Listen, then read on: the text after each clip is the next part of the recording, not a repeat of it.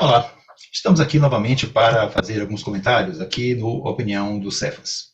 E desta vez para retomar um assunto recorrente que observamos pelas redes sociais e que sempre estão em torno da mediunidade ou de fenômenos psíquicos.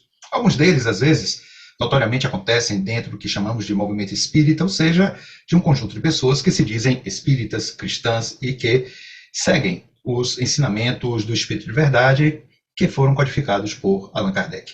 Muito bem.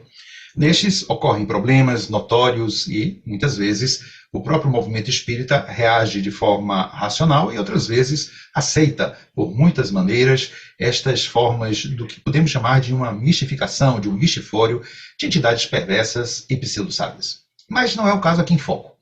O caso que queremos aqui trazer é de um vídeo que assisti pelo YouTube, de uma casa de oração, em que um jovem ele diz que naquele momento vai revelar quem realmente ele é.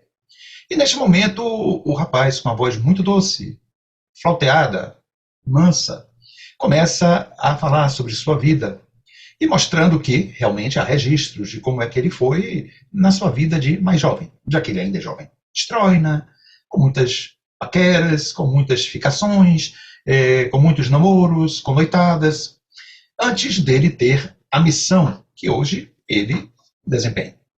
Muito bem. Ele, então, diz que há um livro que parece ser um livro, ou cartas que parecem ser cartas do Cristo, em que o próprio Cristo, parece-me que é isso, revelou que antes de exercer a sua tarefa, ele também teve muitas mulheres. Ele também se divertiu bastante. Ele viveu uma vida estroina.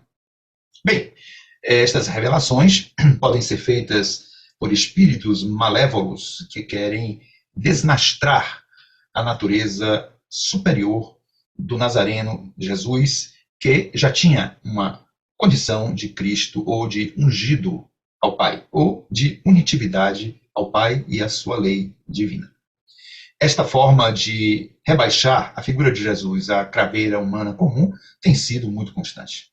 Bem, para quem tem alguma experiência espiritual, não precisando ir muito longe, para quem tem experiências verdadeiramente sinceras acerca da espiritualidade, que se sente com impulsos espirituais profundos, não precisa ir muito longe, comumente escapa desta craveira comum, porque as suas aspirações eternas, como espírito eterno, como espírito que já fez uma caminhada, aponta para outras demandas e outras necessidades que não as da experiência material comum. Nenhum problema com elas, nada a ver com isto, queremos ressaltar.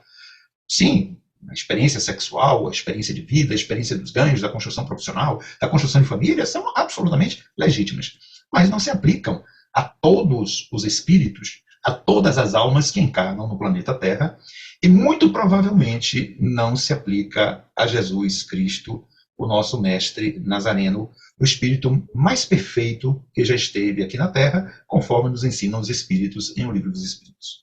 Ele, então, se autoriza, a partir da negação da posição de Jesus Cristo, para dizer que ele, espantoso, também é um Cristo, que esteve em uma cidadela espiritual, que alguns denominam de a Nova Jerusalém, onde estão diversos Cristos. E ele transitou entre eles, de forma muito natural, dizendo, mas eu sou igual a eles. Eu sou similar a eles. Eu sou similar a ele. E diz ele, encarou frente a frente, parece que foi essa narrativa, com o próprio Jesus Cristo. Bem, ninguém pode dizer ao outro que ele é ou deva ser, mas na vida todos nós temos o bom senso. Felizmente, este rapaz e o seu grupo não são espíritas, porque senão seria de nos causar um profundo constrangimento. Se nós podemos dizer que somos Cristos, devemos sempre dizer na condição de Cristos potenciais, baseados no ensino que Jesus disse para nós, que somos como ele, podemos fazer mais do que ele, mas isso não neste momento, isto não naquela época, senão uma potência futura que venhamos a adquirir com as nossas transformações gravitando para Deus. E não é este o nosso caso, e com toda sinceridade, não parece ser o caso do rapaz.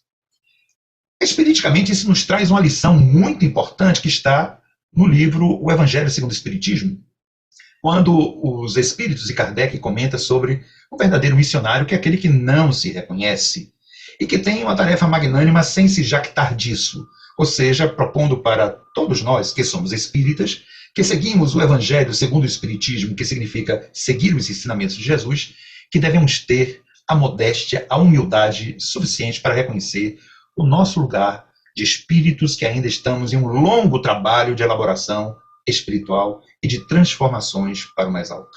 Este rapaz, por ignorar uma literatura preciosa como a da doutrina espírita, se embrenha por esses lugares de uma autofascinação.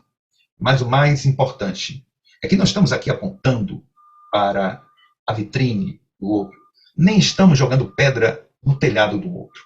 Se ele quer se considerar um Cristo, isto é um problema para ele e para quem esteja acompanhando no seu grupo e quem o esteja acompanhando pela internet, pelo YouTube, com 60 e tantas mil visualizações. É um espetáculo? As pessoas estão atrás de espetáculos, não estão querendo coisas muito sérias. Quando você tem uma proposição séria, de estudo sério, como da doutrina espírita, e, sobretudo, baseada nas obras de Allan Kardec, o contingente, infelizmente, ainda é bem menor.